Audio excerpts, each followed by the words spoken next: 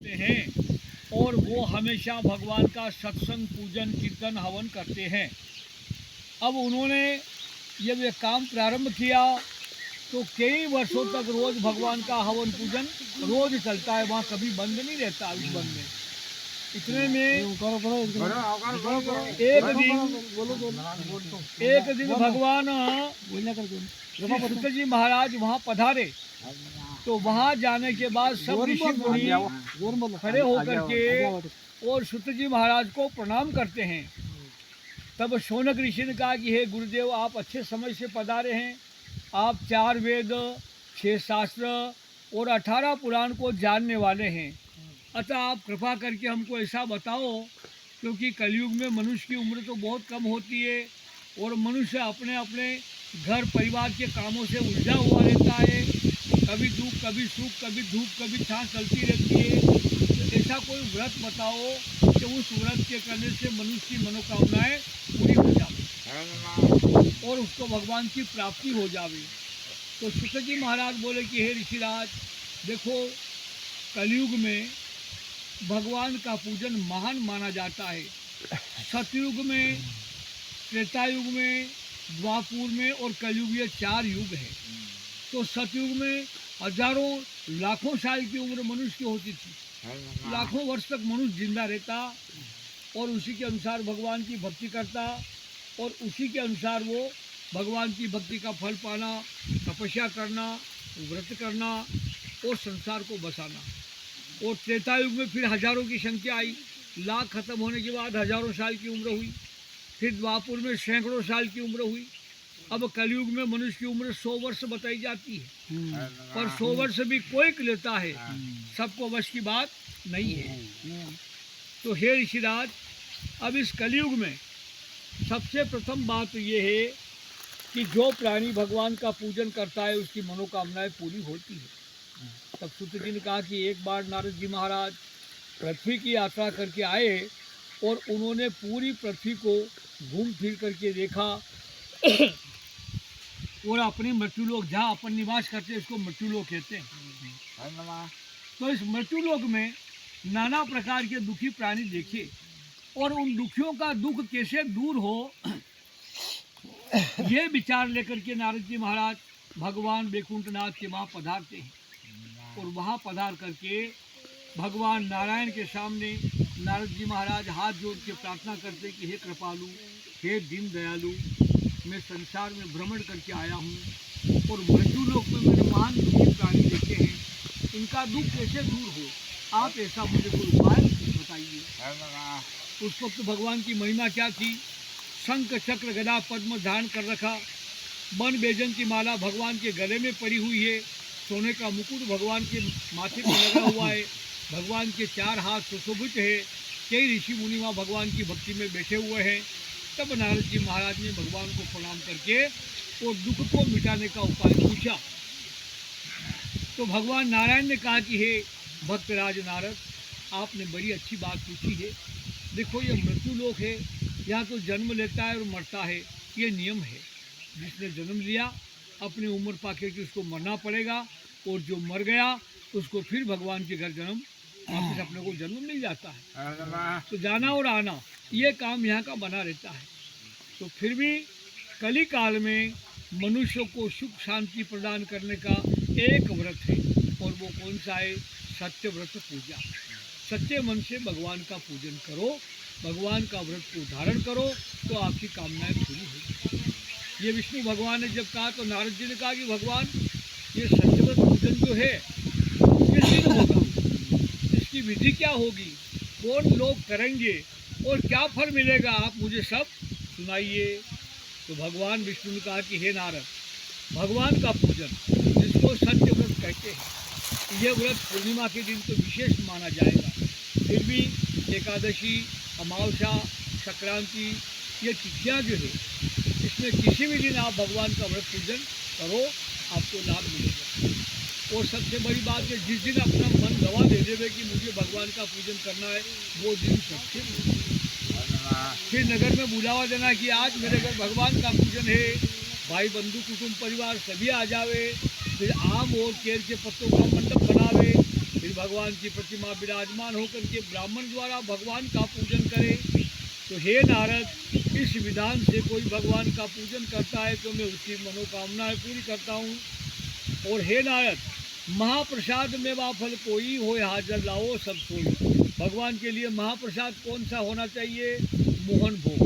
वो सवा पाव का हो, सवा सेर का हो, चाहे सवा मन का हो। अब जितना हमारी श्रद्धा होती है इतना प्रसाद होता है।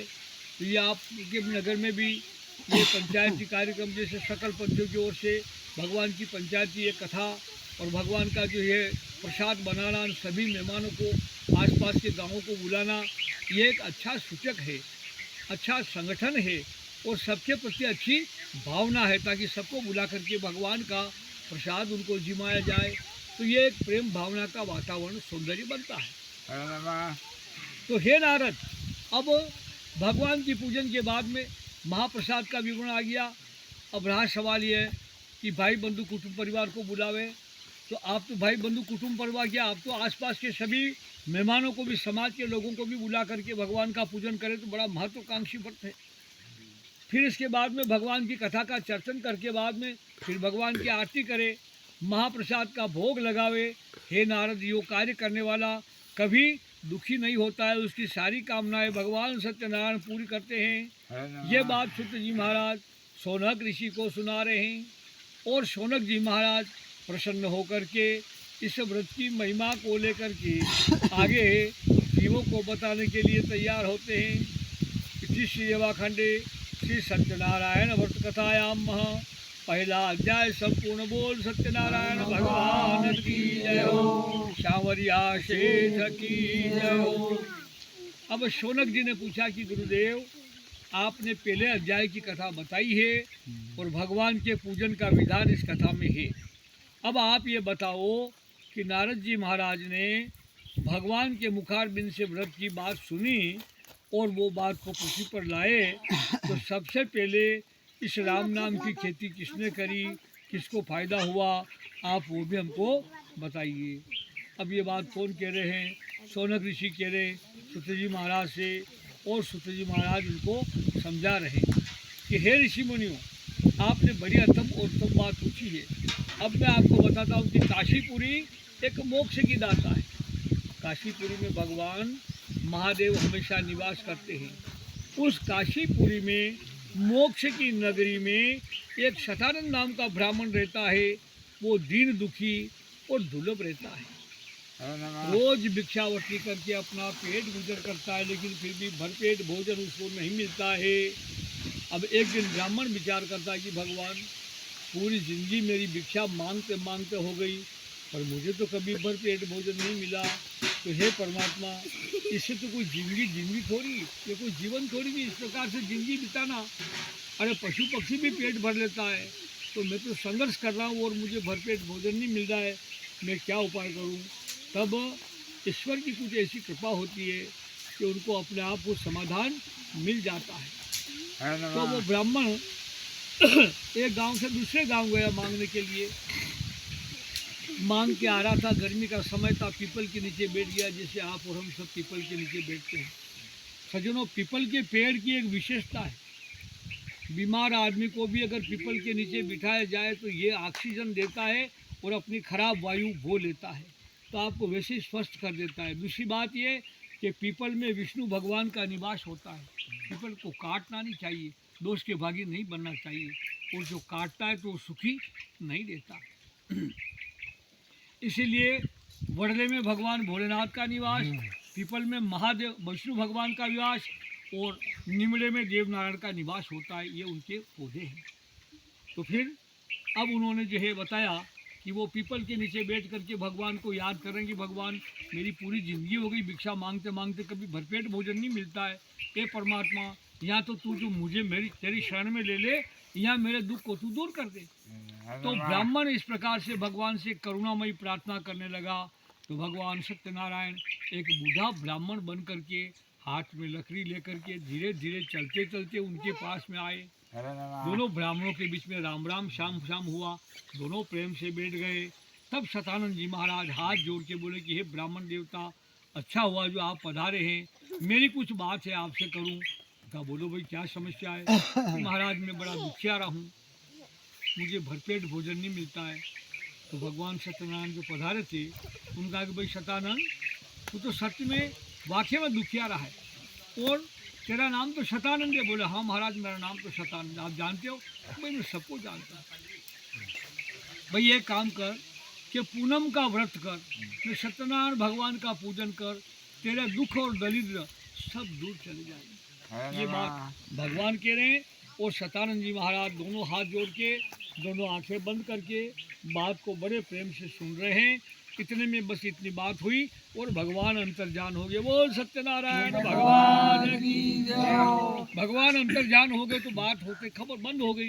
ब्राह्मण ने देखा क्या पूरी हो गई बात, देखा तो वो महात्मा जी नहीं है। इधर उधर उठ के देखा तो महात्मा जी नहीं है। फिर विचार आया कि लकड़ी के सहारे धीरे धीरे चलने वाला आदमी ने इतनी देर में गायब हो गए।